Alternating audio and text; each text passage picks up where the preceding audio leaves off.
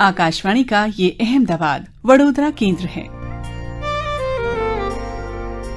हम डगमगा रहे थे तूफान में घिरे जहाज की तरह। हम डगमगा रहे थे तूफान में घिरे जहाज की तरह। न किनारा था और न सूरज की कोई किरण, बस गहन अंधकार था। मानो अंजनी सुत ने लील लिया हो हमारा सूर्य। माँ, तुम स्वप्न की तरह आई हमारी नींद में। माँ, तुम स्वप्न की तरह आई हमारी नींद में, पूरी मानवता को भयमुक्त करने। कितना भव्य था तुम्हारा आगमन, 9 रात्रियों में जनजीवन को पल्लवित, पुष्पित और अवलोकित करता हुआ। ये पंक्तियां थी राजेश्वर वशिष्ठ की। श्रोताओं, स्त्री सशक्तिकरण एक ऐसा मुद्दा है जो न जाने कितने वर्षों से चर्चा का विषय रहा है। केवल चर्चाएं ही नहीं, बल्कि जमीनी तौर पर बहुत काम भी किए गए हैं। स्त्री को सशक्त करने के लिए, उन्हें समान अधिकार देने के लिए कई संगठन बनाए गए, कई योजनाएं चलाई गई, कई अवसर और अधिकार भी प्रदान किए गए हैं स्त्रियों को। लेकिन फिर भी संघर्ष निरंतर जारी है खुद को सशक्त बनाने के लिए। स्त्री सशक्तिकरण की वर्तमान दशा, इसी विषय पर आइए सुनते हैं परिचर्चा। प्रतिभागी हैं डॉक्टर मीरा रामनिवास, डॉक्टर शीतल पंजाबी और संचालन कर रही हैं नीलम कुलश्रेष्ठ। नमस्कार श्रोताओं, आज की हमारी चर्चा का विषय है नारी सशक्तिकरण वर्तमान समय में। इस चर्चा में भाग ले रही हैं अहमदाबाद की हम 3 महिलाएं। मैं नीलम कुलश्रेष्ठ, फ्रीलांस जर्नलिस्ट और राइटर हूं हिंदी की, और हमारे बीच में उपस्थित हैं retired IPS doctor Meera Ramniwas, जो कभी अहमदाबाद की पुलिस कमिश्नर भी रही हैं, और तीसरी महिला हैं डॉक्टर शीतल पंजाबी, जिनका अपना शाश्वत फाउंडेशन है जो महिलाओं के सशक्तिकरण के लिए काम कर रहा है स्वास्थ्य के क्षेत्र में बहुत अच्छी तरह से। और आप जो है स्त्री रोग विशेषज्ञ हैं, तो जाहिर है कि महिलाएं इनके पास अपनी समस्याएं लेकर आती हैं, तो अपना दुख सुख भी बांटती हैं। तो आज आप पहले तो समझें कि नारी सशक्तिकरण तो आज वर्तमान समय में बहुत हो रहा है। इधर दामिनी हत्याकांड जैसी भी वारदातें रुक नहीं रही हैं। तो ऐसे समाज में पहले हम जो है उसकी थोड़ी सी मैं भूमिका बताना चाहती हूँ कि हमेशा जब भी सशक्तिकरण की बात आती है तो सिमोन दे बोवार या वर्जीनिया वुल्फ का जिक्र किया जाता है। वर्जीनिया वुल्फ जो कि 19वीं शताब्दी में लंदन में उन्होंने स्त्रीवाद या नारी विमर्श की बात की थी, और 20वीं सदी में सिमोन दे बोवार जो फ्रांसीसी लेखिका हैं, तो इनकी बात की जाती है हमेशा, आप देखिए। लेकिन मैं ये मानती हूँ कि इनका जो जीवन था सिमोन का, वो अपने प्रेमी सात्र के साथ एक होटल में नहीं रहती थी, अलग अलग होटल में रहती थी आजीवन, और रही भी तो एक होटल में रहते थे, तब भी वो दूसरे रूम में रहते थे। तो ऐसी स्त्री अगर स्त्री चेतना की बात करती है तो भारत में ये बिल्कुल बात जो लागू नहीं हो सकती, क्योंकि हमारा भारत जो है पारिवारिक भारत है। यहाँ का समाज परिवार में आस्था करता है, एक ही घर में सब मिलजुल के रहते हैं। तो हमारे पास अब बहुत सी किताबें भारतीय लेखिकाओं की हैं जिनका नाम नहीं गिनाना चाहती, लेकिन वो 14-15 जो स्त्री विमर्शकार हैं उसमें मैं एक जानी जाती हूँ। मेरी किताबों में सब बातें हैं। लेकिन 1770 में आप देखिए भारत में ही स्त्री विमर्श की बातें कब से शुरू हुई थी। 1770 में संत तुकाराम की शिष्या थी बहनाबाई, तो उन्होंने ही उनकी जो आत्मकथा एक अंग्रेज ने प्रकाशित कराई थी, मिस्टर रैबिट थे। तो उन्होंने बड़ी तकलीफ से लिखा है कि मेरा जो है शरीर मेरे आड़े आ जाता है मेरी प्रगति की आगे। तो ये बात हमारे 18वीं सदी से या उससे पहले भी समझनी शुरू हो गई होगी, लेकिन शब्द उसे 1770 में मिले। फिर 150 वर्ष पहले महारानी चुमड़ाबाई हैं बड़ौदा की द्वितीय थी, उन्होंने एक किताब लिखी थी position of women in Indian society. तो बड़ौदा में सबसे पहले उन्होंने घूंघट हटाया था भारत में। तो जब औरत के आंखों से पर्दा हटा तो उसने अपनी दुनिया देखनी शुरू की, और पूना के बाद दूसरा महिला संगठन जो स्थापित हुआ बड़ौदा में हुआ था। तो हमारा गुजरात जो है ऐसे प्रगतिशील राज्यों में है। संस्था इसीलिए बनाई थी कि नारी सशक्तिकरण आरंभ हो।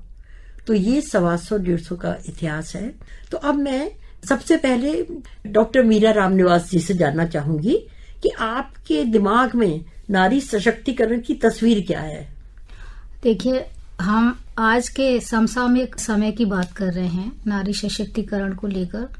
तो यदि मैं आज के समय में यदि महिला सशक्तिकरण को देखूंगी तो मैं कहना चाहूंगी कि महिला को हमें मुख्य धारा से जोड़ना है और महिला को आर्थिक, सामाजिक और राजनीतिक इन सभी जो पहलू हैं, जो सभी पायदान हैं, उनमें मैं देखना चाहूंगी कि उनकी उपस्थिति हो, उनमें इन सब जगह पर रहकर निर्णय लेने की उनको क्षमता मिले।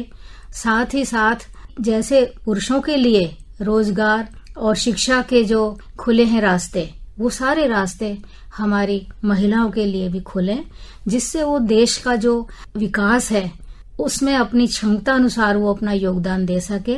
मेरे शब्दों में तो यही महिला सशक्तिकरण होगा कि वो इन जगह पर रह के और अपना निर्णय लेने की उनमें क्षमता हो और विकास में वो अपना योगदान दे सकें।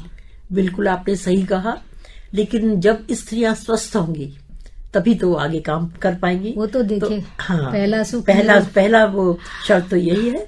तो उसके लिए हाजिर है हमारी डॉक्टर शीतल पंजाबी जी, जो अपने फाउंडेशन में अपने पति के साथ समाज सेवा कर रही हैं। स्पेशली मेडिकल फ्री कैंप लगाती हैं, लेप्रोस्कोपी कैंप लगाती हैं और laparoscopy surgery camp, free IVF test भी करती हैं। और सबसे मैं इनकी तारीफ करना चाहूंगी कि जब गरबा होता है उनकी प्रतियोगिताओं में ये बहुत चमकीले उपहार ना देके उनको मल्टीविटामिन की गोलियां देती हैं। तो ये मेरे ख्याल से बहुत एहसास जगाने वाली बात है महिलाओं में कि जब ताकत होगी तभी आप कुछ कर पाएंगे। तो शीतल जी आप बताएं, नारी सशक्तिकरण की क्या रूपरेखा होनी चाहिए? आज के जमाने में अभी हम ये जो बात कर रहे हैं नारी सशक्तिकरण, तो आपने बात की कि हमारी क्षमता होनी चाहिए। तो शारीरिक क्षमता और मानसिक क्षमता, ये दोनों की मैं अभी बात करूंगी। मैं 30 साल से एक गायनेकोलॉजिस्ट हूं और प्राइवेट प्रैक्टिस कर रही हूं और करीबन 20,000 से ज्यादा महिलाओं की मैंने ट्रीटमेंट की है। और टेस्ट ट्यूब बेबी के माध्यम से मैं पूरे गुजरात और राजस्थान के हर एक कोने कोने की जो महिलाएं हैं उनकी मैं ट्रीटमेंट करती आई हूं। तो मैंने देखा कि महिलाओं की क्षमता में 2 जगह पे काम करना जरूरी है। एक इनकी हेल्थ, जो मैं देख रही हूं अभी, और इसके लिए मैंने अपना शाश्वत फाउंडेशन शुरू किया है और हर संडे को मैं कोई एक कम्युनिटी में जाके महिलाओं को जागरूक करती हूँ उनकी हेल्थ के लिए, उनका रेगुलर चेकअप करती हूँ। आपने जैसे बताया, उनको मल्टीविटामिन की गोली देती हूँ, उनको ब्रेस्ट कैंसर प्रिवेंशन के प्रोग्राम करती हूँ, उनको कैंसर जो गर्भाशय के मुख का कैंसर है उसके प्रिवेंशन के प्रोग्राम करती हूँ, उसके लिए जो रसीकरण होता है वो करती हूँ। तो मैं मानती हूँ कि हेल्थ इंपॉर्टेंट है। साथ साथ में दूसरी जो एक बहुत इंपॉर्टेंट चीज मैंने इतने सालों में देखी है वो ये है कि महिला को खुद को जानना है कि मैं कौन हूं। ऊपर वाला सब जगह पे नहीं जा सकता था, तो उसने महिला को रचित किया ताकि वो सर्जन करे। पूरी सृष्टि में जितने भी लोग हैं उसमें से 50% लोग जो हम बोलते हैं पुरुष है, पर उनका सर्जन करने वाली जो है वो नारी है, वो माँ है। तो ऊपर वाले ने सर्जन करने का काम स्त्री को दिया हुआ है, पर आज की स्त्री है वो भूल गई है। कई बार वो छोटी छोटी चीजों के लिए अपने आप को छोटा समझती है या कोई पुरुष से नीचे समझती है, अपने हस्बैंड से वो कम है ऐसे समझती है। और जो सोशल कंडीशनिंग हुआ है तो उसकी वजह से वो अपने आप को वीक फील कर रही है। तो उसको वो अपने अंदर की जो ताकत है उसकी जागृति की जरूरत है, ये मेरा मानना है। और मैं ये स्त्री सशक्तिकरण के लिए, वो जागृति के लिए हर एक स्त्री को पढ़ाई करनी चाहिए, सेल्फ डिपेंडेंट होना चाहिए, मतलब कि वो खुद कमाई करे और खुद अपना काम कर सके ताकि वो अपने हस्बैंड के ऊपर निर्धारित ना रहे और अपने स्वाभिमान से जी सके। तो ये इसके लिए उसको खुद को अपनी ताकत का अंदाजा होना चाहिए, उसको पढ़ाई करनी चाहिए, उसको खुद का काम करना चाहिए, किसी से अपने आप को छोटा नहीं समझना चाहिए, किसी और महिला की बुराई करके वो अपने आप को अच्छा दिखाए, वो नहीं करना चाहिए, और साथ साथ में अपनी हेल्थ का ख्याल भी करना चाहिए।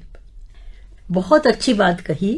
सामाजिक सुरक्षा के लिए पुलिसकर्मी है हमारे साथ, स्वास्थ्य के लिए शीतल जी साथ हैं, लेकिन मैंने ये महसूस किया है पत्रकार और लेखिका के बतौर कि मानसिक स्वास्थ्य के लिए, मानसिक चेतना के लिए लेखक, लेखिका मतलब, और हमारा मीडिया है।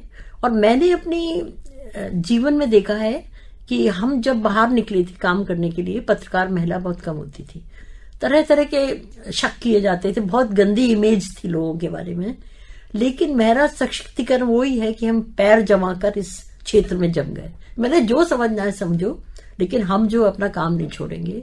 तो आज भारत में बहुत सी किताबें हैं इस तरह की जो चेतना जगाने का काम करती हैं। जैसा शीतल बहन ने कहा कि उसे समझना चाहिए, तो सिर्फ लेखन के क्षेत्र में बात नहीं करी, चित्रकारिता, मीडिया, टीवी, उनमें सीरियल्स, आज हर जगह चेतना जगाने की बात हो रही है।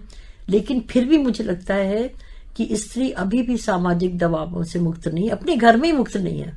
तो इसलिए ये संघर्ष जारी और बहुत सालों तक जारी रहेगा, ये भी सही बात है। अब मैं मीरा जी से पूछना चाहूंगी। अच्छा, मीरा जी का एक परिचय देना भूल गई।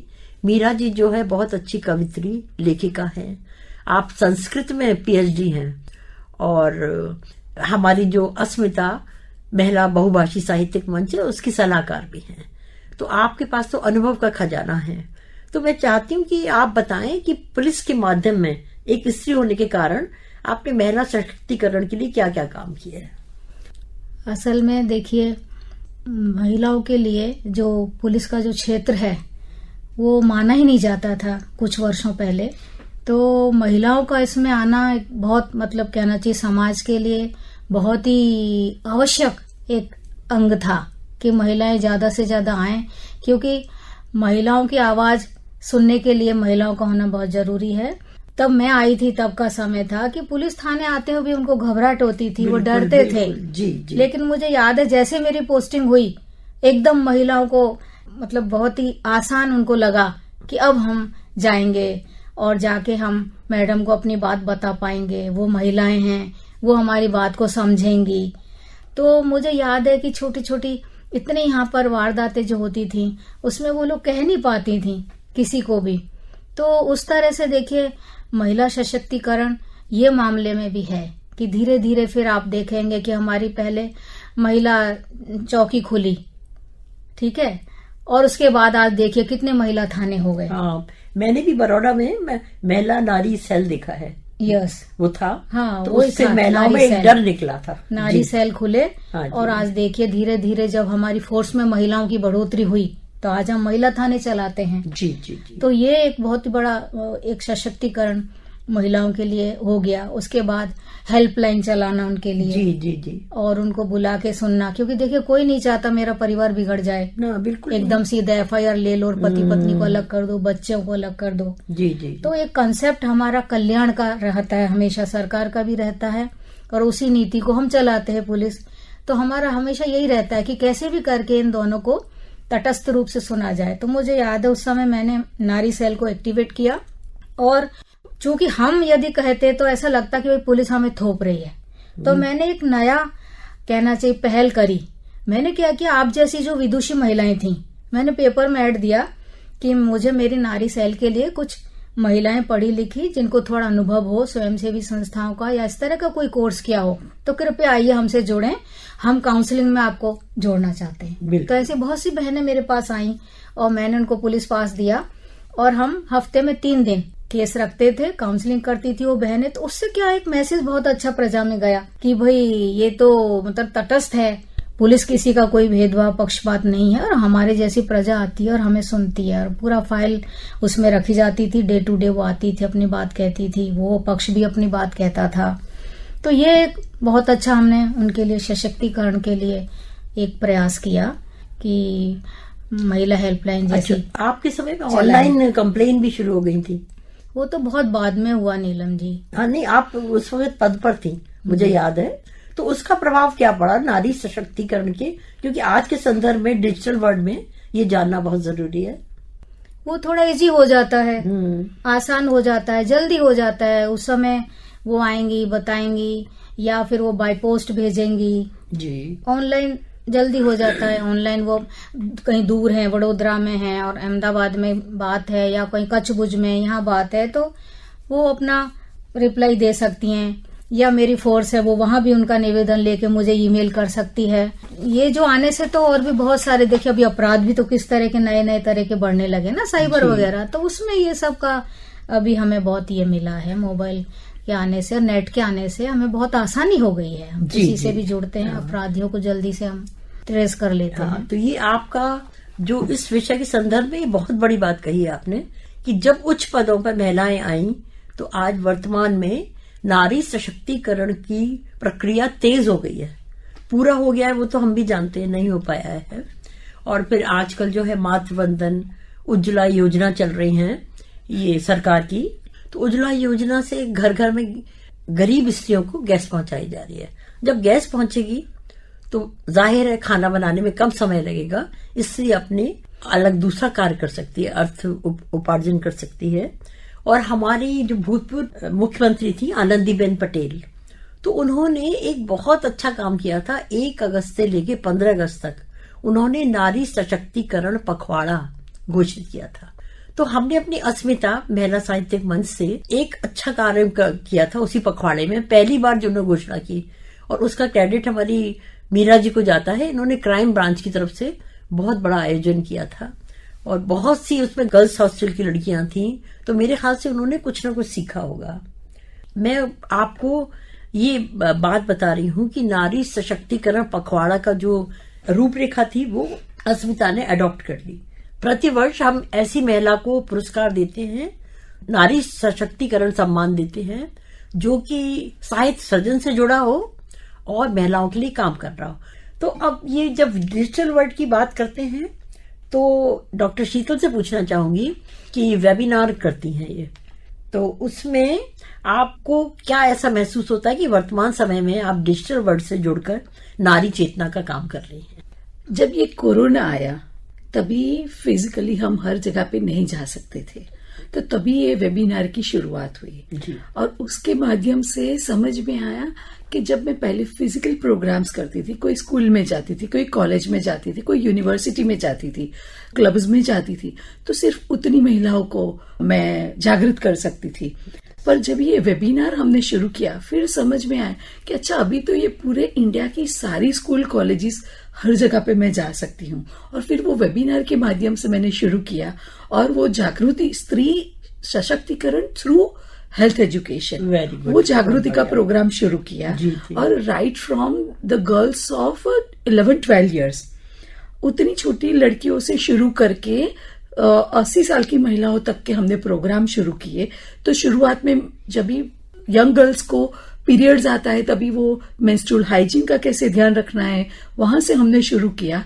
और फिर लाइक अप टू मेनोपॉज में क्या करना है, क्या ध्यान रखना है, हेल्थ का कैसे ध्यान रखना है, हेल्दी कैसे रहना है, वो शुरू किया। और तभी वेबिनार के माध्यम से पूरे इंडिया में वो एक प्रोग्राम शुरू किया जिसको मैंने लेबल दिया fit at 40, strong at 60, independent at 80। Very nice, बहुत बढ़िया। वो वेबिनार के माध्यम से सबको सिखाया कि कैसे जो रोग है उसको प्रिवेंट कर सकते हैं। अब एजिंग तो होने वाली है, पर ग्रेसफुल एजिंग कैसे कर सकते हैं, हमारी हड्डियां कैसे मजबूत रह सकती है, एट द एज ऑफ 80 भी हम कैसे इंडिपेंडेंट जी सकते हैं। तो उसके लिए प्रोग्राम शुरू किए। तो मेरे हिसाब से वेबिनार और ये इंटरनेट और ये गूगल, उसकी वजह से अभी बहुत ज्यादा हेल्थ के एरिया में मैं क्रांति ला पाई हूँ, ये मैं देख सकती हूँ। बहुत बहुत बधाई आपको। श्रोताओं के लिए जानना बहुत रुचिकर रहेगा कि एक हेल्थ वर्कर किस तरह काम करती है। और अब देखिए कितनी समानांतर बातें हैं। हम थोड़ी बहुत सशक्त नारियां हैं, तीन समझ लीजिए, तो हम लोगों ने अपने हिसाब से समाज में वर्तमान समय में किस तरह सशक्तिकरण पैदा करने की कोशिश कर रहे हैं। एक बात आपने सुनी। दूसरी मैं आपको बताना चाहूंगी कि आपके अहमदाबाद से 6 लेखिकाओं ने मेरी कहानी मेरी रूपरेखा पर एक साझा उपन्यास लिखा था, जो भारत का दूसरा डिजिटल उपन्यास है। मतलब भारत का दूसरा है और गुजरात का पहला है। तो उसमें मीरा जी भी सहभागी देख गई थी। तो जैसा कि शीतल बहन ने कहा कि हमने एक किशोर लड़की से लेकर 70-80 साल तक की महिला को उसमें एजुकेट करने की कोशिश की थी। आत्मचेतना, नारी सशक्तिकरण तभी संभव है कि जब आप सही तरीके से जीना सीख जाए। और मेरे उपन्यास को पढ़ के एक लेखक हैं, उन्होंने मुझे कहा कि क्या बात है, आपकी 70 साल की लड़कियां किशोरियों की तरह ठुनकती हुई दिखाई देती है और वैसी बात करती दिखाई देती है। मैंने उनसे कहा हम सब वास्तव में ऐसे हैं कि हम जीवन जी रहे हैं। तो और अब मीरा जी, आप कुछ कहना चाहेंगी? हाँ, मैं ये कहना चाहूंगी कि देखिए अभी अपना रोल बताइए इसमें। जब महिला पखवाड़ा आपने बात करी, वो बहुत ही अच्छी सुंदर पहल थी सरकार की। उस समय हमने बहुत काम किया। हम कॉलेज जाते थे और खास तौर से वो जो घटना घटी थी दिल्ली की निर्भया वाली, उसके बाद तो बहुत ही ज्यादा हमें काम करना था महिलाओं की सुरक्षा को लेकर। तो उस समय हमने देखिए एक तो ये शुरू किया था सावधानी में सुरक्षा। हमने एक बहुत सुंदर फिल्म बनाई थी कि बहनों को अपनी सुरक्षा के लिए क्या क्या करना चाहिए। उसमें बहुत सारे पॉइंट्स हमने इन्वॉल्व किए थे और पूरा बना के वीडियो और हर कॉलेज में दिखाया था। और एक सबसे बड़ी बात जो हम लोगों ने उस समय करी थी, क्योंकि उस समय क्या हो रहा था कि ह्यूमन ट्रैफिकिंग बहुत हो रही थी। क्योंकि 2 इंसिडेंट तो मेरे सामने आए थे उसमें कि एक बच्चा बेचारा बॉम्बे से चढ़ा और एक स्वयंसेवी संस्था की महिला थी, उसकी बेंच पे आके वो बैठा और उसने पूछा बच्चे कौन हो, क्या हो, उसने सब बताया रोते हुए। तो वो उन्होंने मुझे सुनाया इंसिडेंट और बच्चे को तो उसके घर पहुंचा दिया गया। इसी तरह की अहमदाबाद में घटना घटी थी। एक बच्ची थी वेस्ट बंगाल से, उसको यहाँ लाया गया और धोखे से लाया गया, काम दिलवाएंगे, और यहाँ उसको बेच दिया गया और जगह जगह वो उसका मिसयूज हो रहा था बच्ची का। और एक दिन वो घर से भागी और एक बेचारे वृद्ध थे, पार्क में वो वहां पर उनको बैठी हुई मिली, बच्ची रो रही थी बेंच के पीछे इस तरह से छुप के। साहब वो थाने लेकर आए। तो ये 2 इंसिडेंट बने तो मेरा दिल बहुत ज्यादा मतलब ये हो गया। तो मैंने फिर बचपन बचाओ एक नाटक बनाया इन्हीं सच्ची कहानियों के ऊपर। अरे बहुत बहुत। और ये बचपन बचाओ नाटक पूरे गुजरात में हमने जगह जगह शो किए थे इसके, और उसका इतना अच्छा प्रभाव पड़ा था। आज भी हम याद करते, पीछे मुड़ के देखते हैं। फिर हमने, याद है आपको, महिला सशक्तिकरण पखवाड़े में महिला सशक्तिकरण महिला कलम से, और हम लोगों ने सबने काव्य पाठ किया था। महिलाओं के विचारों को लेके, बातों को लेके, उनकी समस्याओं को लेके। तो यही है कि आप किस तरह से महिलाओं को जागृति दे सके, चेतना दे सके। उसमें हमने देखिए कामकाजी महिलाओं को भी शामिल किया था जी, और जो स्कूल कॉलेज में बच्चियां पढ़ रही थी उनको भी शामिल किया था। मुझे ऐसा लग रहा है कोई काम करना चाहे, किसी पद पर हो या ना हो, तो वो अगर काम करना चाहे तो बहुत आगे तक काम कर सकता है। सही बात है, इतना कुछ है करने के लिए बहुत। और आपने जो साझा उपन्यास हमारा था ना, life@twistandturn.com, जी हाँ, उसमें हमने देखिए सारे एंगल्स को उसमें टटोला। हमने सामाजिक एंगल भी टटोला, भावनात्मक एंगल भी टटोला कि ठीक है, युवा है बच्ची, कॉलेज जाती है, स्कूल जाती है, उसका मिलना जुलना कोएड में बच्चों से हो ही जाता है। तो दोस्ती करना बुरी बात नहीं, आप दोस्ती रखो, बिल्कुल रखो, क्योंकि वो तो हमारे समाज का अंग है, पुरुष, और आपको आगे जाकर भी पुरुषों के साथ भी रहना है। तो लेकिन हमने उसमें टिप्स दी थी कि देखिए, आप अपनी सुरक्षा, पुलिस तो हर जगह नहीं हाजिर रह सकती है, तो आपकी सुरक्षा की जिम्मेदारी आपकी भी है। तो आप ऐसा करें कि आप कहीं भी जाती हैं तो अपने माँ बाप के ध्यान पे लाके जाएं कि देखिए मैं यहाँ जा रही हूँ और ये मेरी फ्रेंड है, ये नंबर है। और दूसरी हमने ये टिप्स दी थी कि आप रात को कभी भी अकेले किसी के साथ ना जाएं। ग्रुप में आप जा रही हैं, बहुत अच्छी बात है, खुशी की बात है, अकेले कभी भी ना जाएं। बच्चियां सवाल भी पूछती थी कि मैम हमें कैसे पता चलेगा नकली दोस्त या असली है। तो हमने उनको समझाया था कि देखो बच्चों, असली जो दोस्त होता है वो आपका भला चाहेगा, कभी भी आपका मिसयूज नहीं करना चाहेगा, आपकी भलाई चाहेगा। क्लास में कभी आपको बंक नहीं करवाएगा, इधर उधर आपको पिक्चर देखने के लिए नहीं ले जाएगा, या और भी कोई आपसे फेवर लेने का प्रयास नहीं करेगा। सच्चा दोस्त वही है कि वो आपको अच्छी ही सलाह देगा और अच्छी ही संगत में आपको उठाएगा बिठाएगा। प्यार भी हो गया तो भी माँ बाप की नजर में लाओ, ये नहीं वन फाइन मॉर्निंग आप सब कुछ छोड़ के और भाग गए।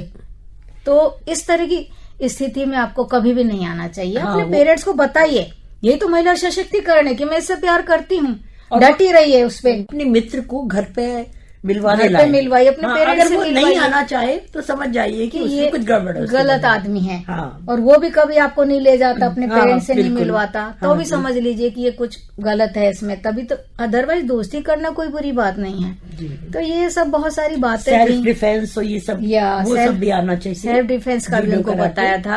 और हमारी भी जो पुलिस फोर्स थी वो भी सेल्फ डिफेंस की उनको ट्रेनिंग देती थी कि जो भी इच्छुक है आइए, हमारे हेडक्वार्टर आइए, हम आपको सिखाएंगे। जी, जी, तो इस तरह का बहुत अच्छा वातावरण एक बन गया था निर्भया के बाद, जो आज भी चालू है। जी, आज भी लागू। बहुत अच्छी बात है। तो श्रोताओं, मुझे लगता है कि आपको ये चर्चा जरूर पसंद आई होगी। और एक डॉक्टर, एक पुलिस ऑफिसर, एक पत्रकार या लेखक किस तरह से चिंतन करते हैं और उसको, समाज को वर्तमान समय में सशक्तिकरण करने के लिए स्त्रियों का किस तरह से काम कर रहे हैं, इसकी आपको जानकारी मिली होगी। समय हो रहा है, इसे आप लोगों से विदा मांगनी पड़ेगी। नमस्कार। नमस्कार। नमस्कार। स्त्री सशक्तिकरण की वर्तमान दशा, इसी विषय पर आप सुन रहे थे ये परिचर्चा। प्रतिभागी थी डॉक्टर मीरा रामनिवास, डॉक्टर शीतल पंजाबी और संचालन कर रही थी नीलम कुलश्रेष्ठ। इसी के साथ ये कार्यक्रम अब समाप्त होता है। इजाजत दीजिए। नमस्कार।